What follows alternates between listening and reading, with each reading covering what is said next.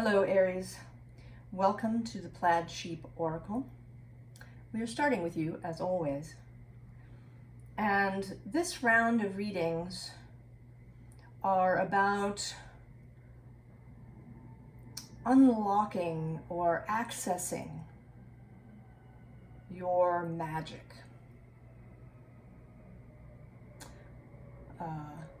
And that is both things we think of as magic, intuition, psychic skills, but also just the magic of your life that is you. And the inspiration is starting with my Faeries Oracle, which was drawn by Brian Froud. If you don't know him, and you have any interest in fairies and the fairy, fae, she realm, I certainly urge you to go look him up. He has wonderful illustrations. And then the book itself, the guidebook, was written by his friend Jessica Macbeth. I have a strong connection to the fairies and the fae. So here they are coming out, and your card, Aries, is Ecstasis. And I'm going to read a little bit from the book, but it's interesting to me that you, who are often thought of as number one, right, as the I am, the first in the zodiac, if we say that the wheel has a beginning, but you're getting number two, which sort of automatically, speaks of partnership. But the book says ecstasis, ecstasy, joy, rapture, motivation. Ecstasis is the song, the energy, and the power that fills unity, which is the number one. There's nothing else but that song. No voice to sing, no ears to hear, just the infinite and eternal song, the energy of which completely fills eternity and infinity. Our ears are too small to hear this song, only our souls are big enough. The song rings through everything, the wind in the trees, the radiance of distant stars, the beat of a mouse's heart, the rumble of a digestive system, the quiet gurgle of a plant's capillaries, the deep, unheard hum of earth.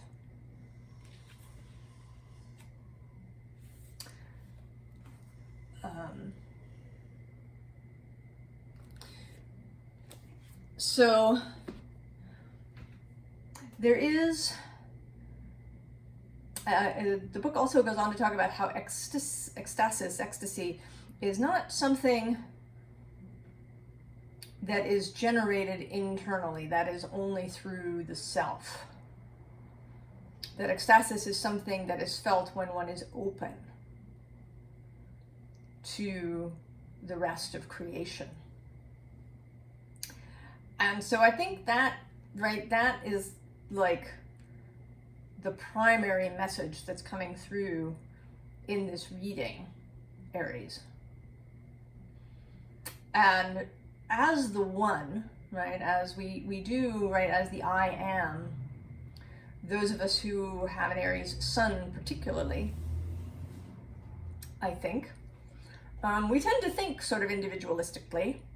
We may feel like we can do it alone, or that, stuff is better if we do it. We should just do it. Chiron is in Aries at the moment, and Chiron spends a lot of time in Aries, longer. He spends a long time in Aries, as well as Pisces and a little bit of Taurus, in his long elliptical orbit.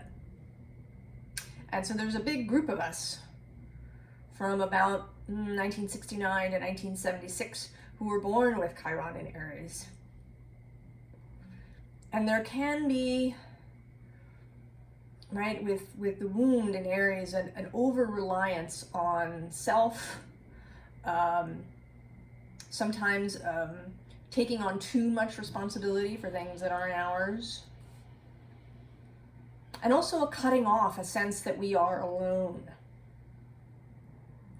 And so here I feel, Aries, that the access to your magic is in dispelling that illusion. We start here with this 7 of Earth, and I love this, or 7 of Fire, I'm sorry. And I love this card, this unicorn card. The 7 of Wands is often a defensive energy, but that's not at all, right? This unicorn, to me, certainly in this moment, is not at all on the defensive. This unicorn is ready to leap into adventure, right? And not alone, right? Accompanied by these little firefly friends.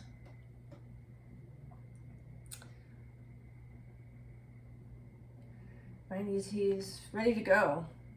And the next first card is this Moon card. And this can speak of mystery, but today I feel, right, the Moon's care, right? The Moon is also associated with the mother, with nurturing, with Cancer in the zodiac. The moon cycles of women's cycles. And I feel that this is, right, this moon is reaching out to you, Aries. She's sprinkling her magic, wanting to get your attention. I mean, actually, this whole first row, I feel, is not you at the moment, but energies wanting to get your attention.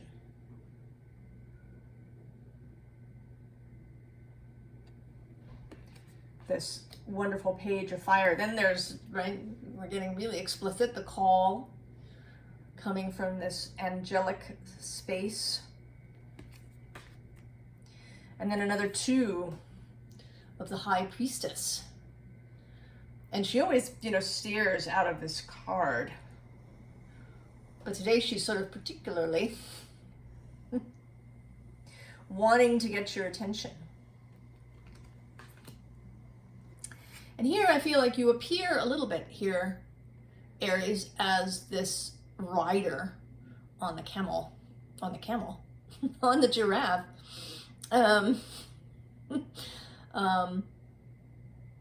Which is, right, the giraffe, I don't know why I had a camel in my head, but the giraffe is like an extra magical mount.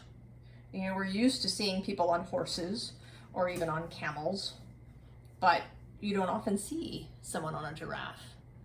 This is, right, an extra magical conveyance.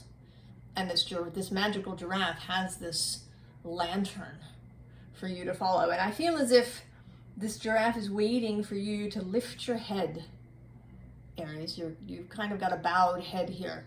To lift your head, and that will be this giraffe's sort of signal to go.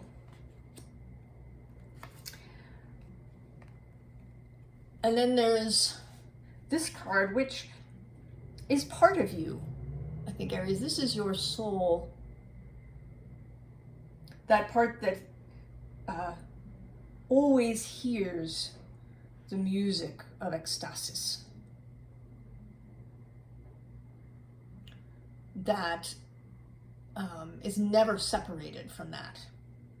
And that part of you is waiting patiently. In fact, waiting is sort of, I don't even want to say waiting, right? That does imply expectation in some way, but it is here, that part of you. Never separated, never lost. The moment you lift your head to look, you will see, right? You will look into your soul's eyes.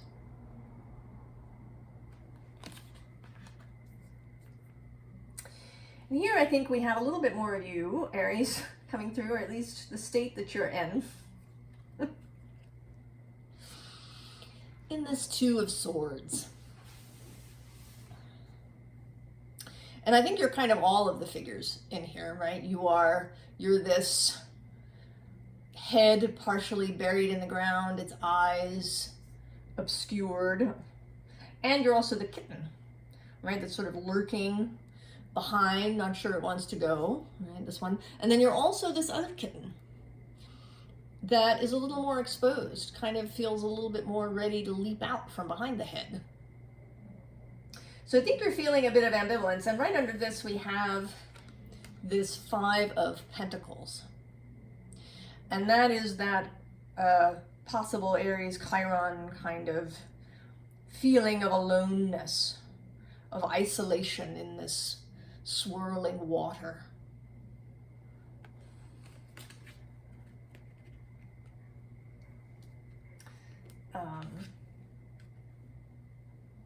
And next there's this Three of Pentacles, which can speak of collaboration. But here I feel like this is sort of perhaps the weight of responsibility that you feel, right? You have tasks to do, children to feed in some form, whether it's your own real children, or your projects, right? That you have, right? You have responsibilities, Aries. You can't be, going around chatting with fairies. Stuff has to get done, right? If you don't do it, who's going to do it? And on the other side, right, and there's a different part of yourself, right, that is this, right, this Four of Cups, which, often speaks of ignoring opportunities that are in front of you. But here, right, in this outfit, which right, calls to me, of course, of A Christmas Story, and this bunny outfit probably has feet too, right? Right, there's this child, and she doesn't look especially, right? She looks a little sulky, a little unsure of things. And for sure, the world can look terribly uninviting. Especially, I don't want to say especially in the moment. I think every period of history has had its share of distressing, frightening, uninviting energies and events. But for sure now it is, I think, amplified, right, by our ability to receive news 30 seconds after it happens, and then to receive it repeatedly in many different forms, to be in constant touch with things can, I think, make things seem especially like I don't want to go out there. And I feel you, Aries, I do.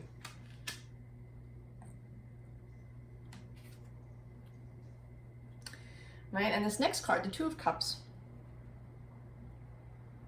Again, this feels like sort of two sides of yourself. There's this more parental figure, the kind of, right, Aries and courage, determination, going where angels fear to tread. And then the more childlike vision of Aries, Aries as youthful, as perhaps a little scared, yeah? And I feel as if you might be flipping back and forth, or, depending who you are, you may have more of one than the other. But the upshot is that the outside looks like a problem, right? Either it's something that has to be solved or conquered or dealt with, or else it's something that's just going to be scary and overwhelming.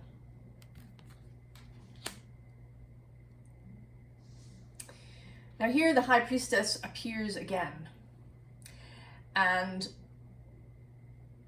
here I think she is again your soul and those parts of you that are right? What we maybe want to call the magic parts of you, the parts, your intuition, your psychic gifts, your magic. She is absolutely there. And she is listening to this little bird. This little bird. You can't really, right, your intuition actually, right, never turns off. It's not like you can turn it off.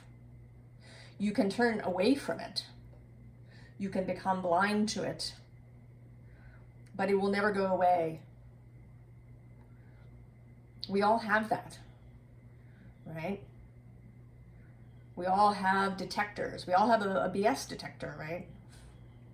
I mean, I knew someone a few years ago who had a lot of mental confusion. He had, right, in his mind. And he'd often get lost, or his mind would sort of run away with him. But that BS detector was absolutely there. He couldn't always access it, but it was telling him things. And he knew, right, often when people were telling him things that weren't true or were trying to placate him, he knew, in spite of his confusion, he just, right, he couldn't completely access it in his conscious mind. So here is this bird singing this page of cups, singing perhaps in dreams, in synchronous events, in feelings, singing, and it's trying to attract your attention. And this is, this is the Six of Pentacles, which, speaks of sort of reciprocity and that sort of thing. But today, I really feel like this is sort of a magic figure. Like he's sort of the universe, the source of all things, kind of in a manifest form. And this, right, he's got this bird. The bird is calling your attention to him. He is kind of the master, I want to say, of all things. He is magic. And this bird is calling you to meet him.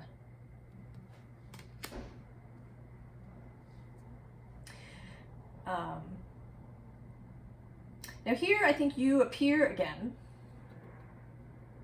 Aries. Here in this card, you really want to go. That's why you're here watching this reading, after all. You want to answer the call. You're hearing it. Even if it's only in tiny little moments when you lift your head up from whatever you're focused on. And right, the next card out is this card of the hourglass. That now wants to say that it's, right, this is time. The time is now.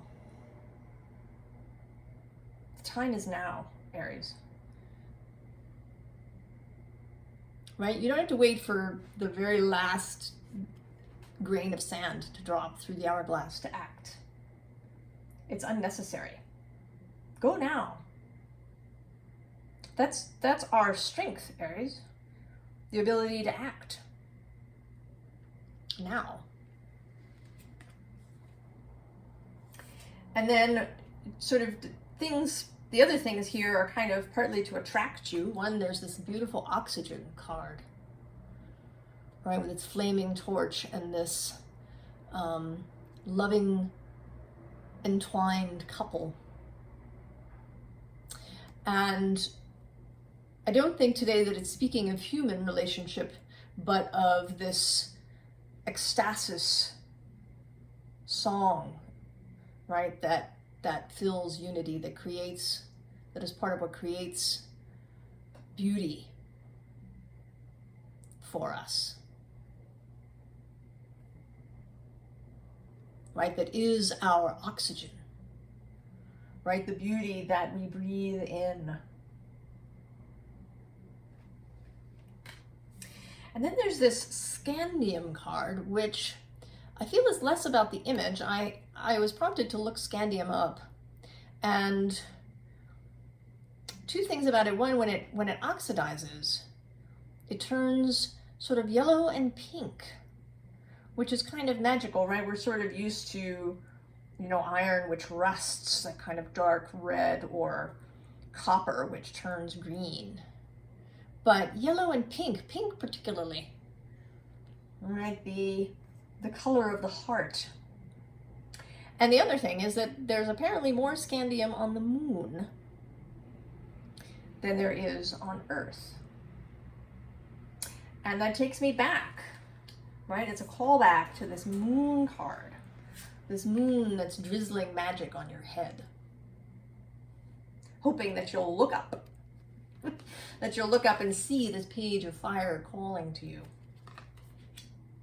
that you'll look up and see your own soul looking into your eyes.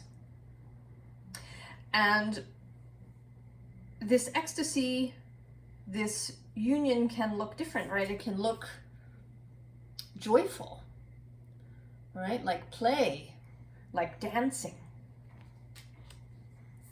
And it can also look quiet, right? Contemplation, thinking, meditation. Right? Ecstasis doesn't mean, that you necessarily run, through the woods. Right? It can mean sitting quietly. It can mean having a lovely conversation with someone. And then this last card feels, right, it's like the blowing of the wind, more of this oxygen feeling. This, a kind of non-specific thing too, a space that you can fill with, what turns you on, Aries.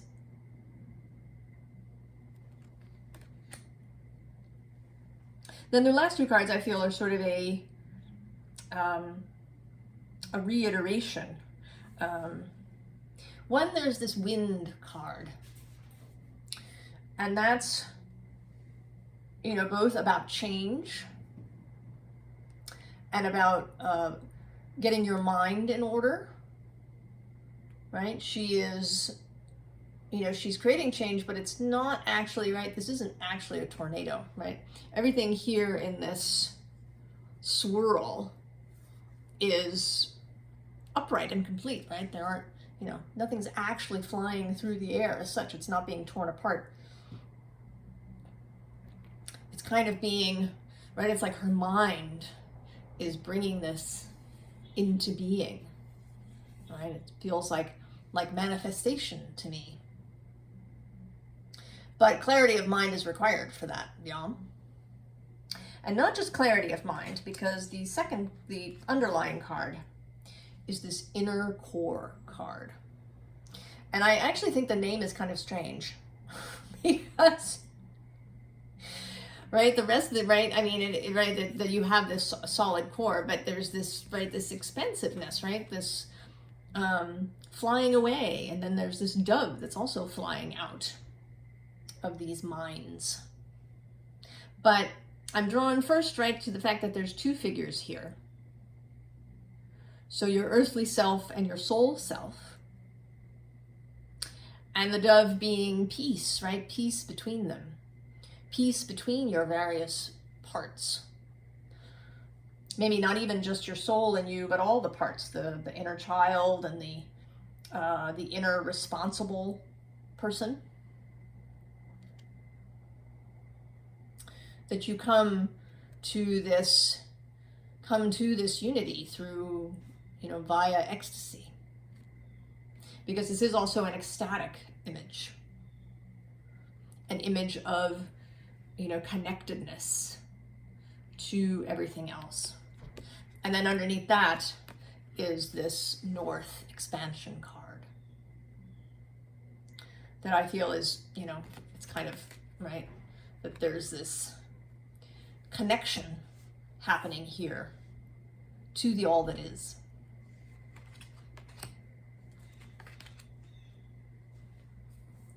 So I think that the call here, Aries, from this Ecstasis card of the fairy is to open yourself up to connection with your wider self, your soul, with the invisible world, with inspiration. Open those doors. It may be a little frightening, or you may feel that, maybe there's a sense that you might be disappointed, right? If you've got that I am alone mindset.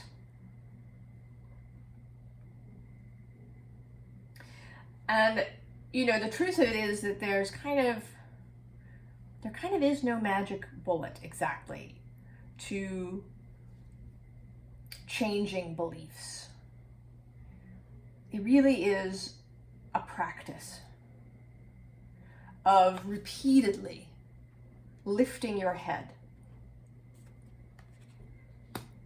away from the kind of clingy energies that the human societal world can create in us. And this is not a call to leave society, to, go and sit on a mountain somewhere. Quite the opposite. This is a call to engage with what is around you, but from a space of beauty, from a heart space, to look at the world the way your soul does. I feel he has such a loving attention that he's placing on you and the world.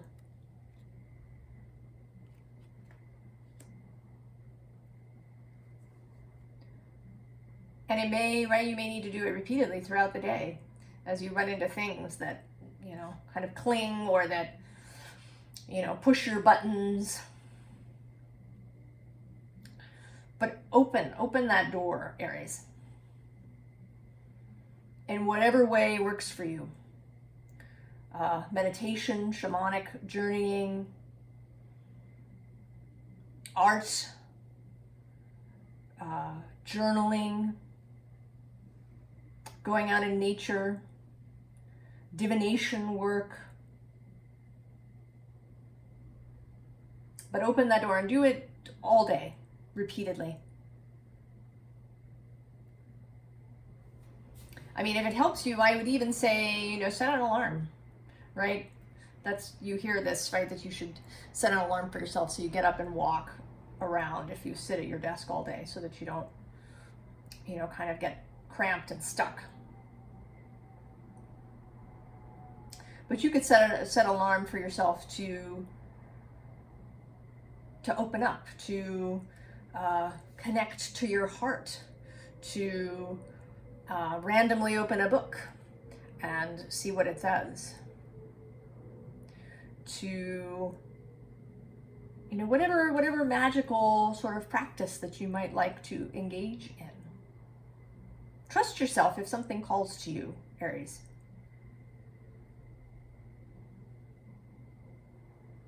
Trust yourself. And do this repeated opening, and then it will become natural.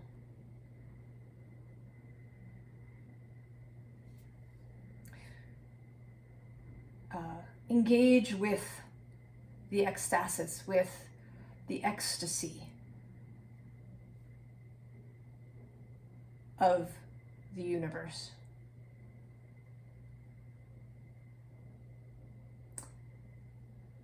I wish you all the very best, Aries. And I hope that you have fun accessing your magic. I will see you next time. So long, Aries.